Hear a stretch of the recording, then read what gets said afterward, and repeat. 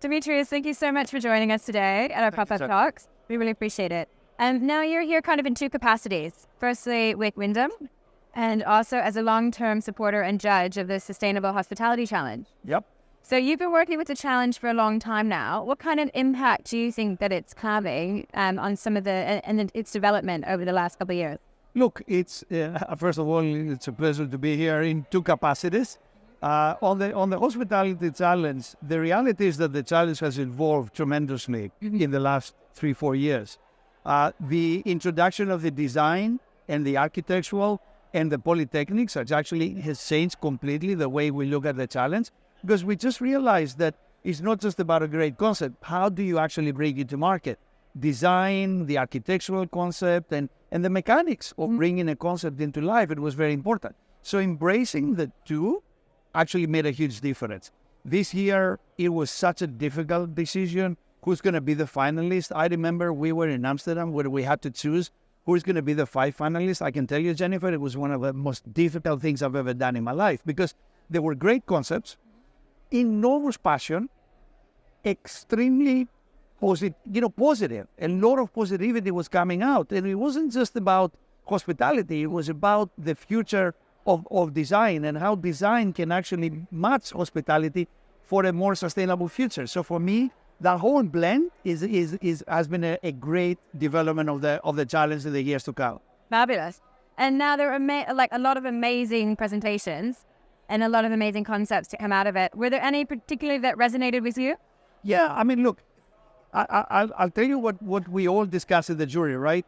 Every single project we've seen with tweaks can actually become a reality. Wow. And that is very important, because you know what? If I tell you, you know what, just give me a concept out of the box that it could be implemented in 35 years.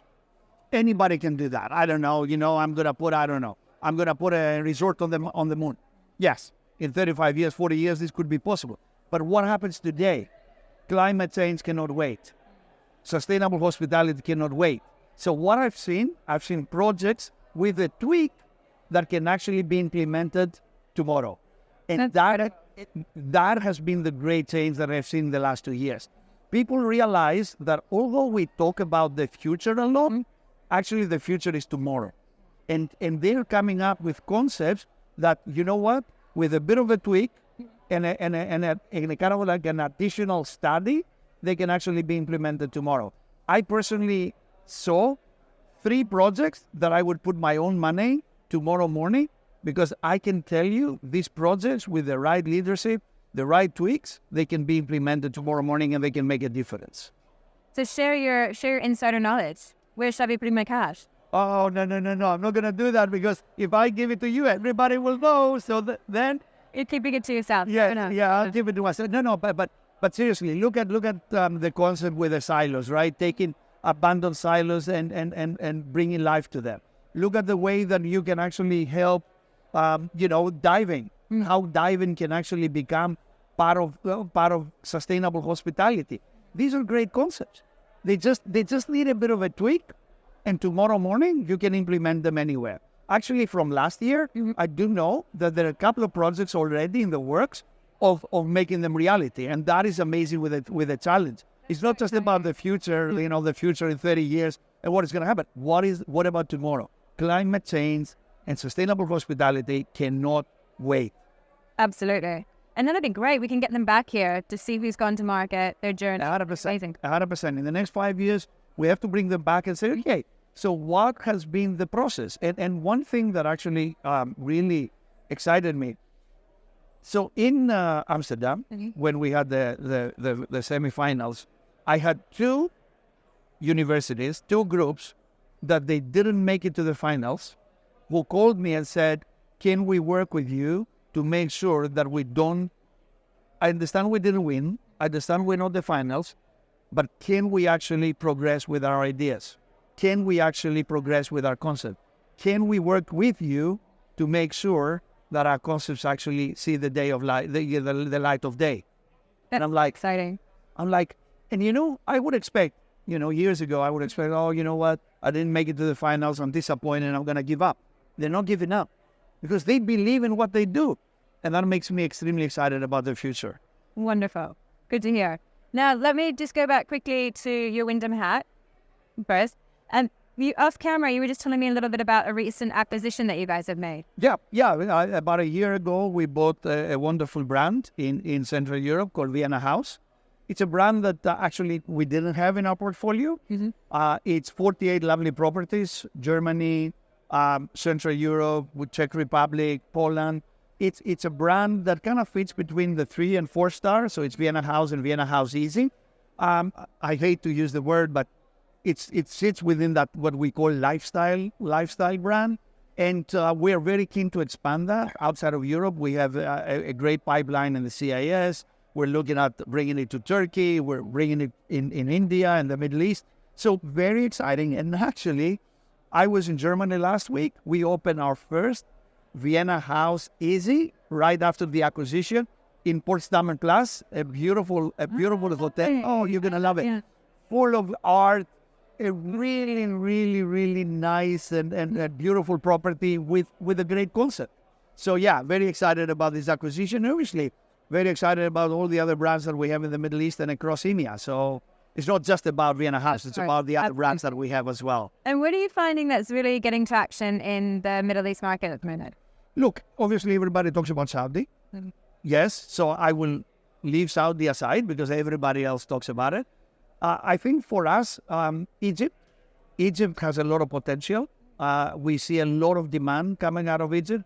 I think the Egyptian developers have realized that they need the brands. They need to get out of this tour operating kind of focus that they had all these years, and they wanna look at different things. Our all-inclusive proposition makes a lot of sense. We just done a deal about a year and a half ago with the Palladium Group in Latin America. They're all-inclusive hotels, so we've got a great proposition for all-inclusive.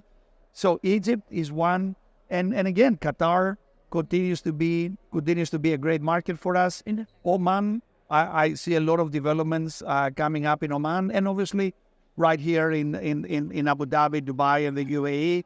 I was talking to some guys yesterday. Russell Kamer is flying.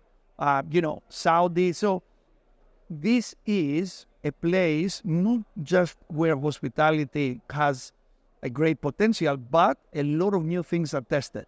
I see this like I see this as a hospitality lab, more or less. Right. I like that. Because they can actually implement things here that in 5 years from today, they can be done reality in other parts of the world. So I see, and especially, what is happening in Saudi with the new projects, I see it being a hospitality lab, not just, a great place to put another brand. So I'm excited about that as well, because you want to see things happening here that they're going to be implemented in other projects in the years to come. I think that's so true. I was saying this when we opened Grip.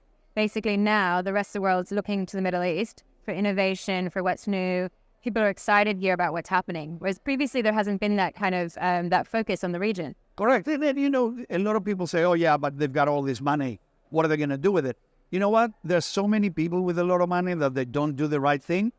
I think these guys, they have the money, yes, makes sense, and I get it. But at the same time, they're using their money wisely to do the right thing, innovate, and bring new ideas into hospitality. And that's what I really like. Fabulous. Now, quick question. What makes you smile? Oh, what makes me smile? My face. Every time That's a good one. Never yes, said that yet. every time I wake up and I see myself in the mirror, I say, seriously, that makes me smile. My face makes me smile. I'm like, seriously? And let me ask you, I like that. Who said that yet? Let me ask you, what keeps you up at night on the flip side? On the flip side, what keeps me up at nights? I don't sleep much. So there's a lot of things that, what lately keeps me up at nights. I recently lost my dad, 2.5 months ago.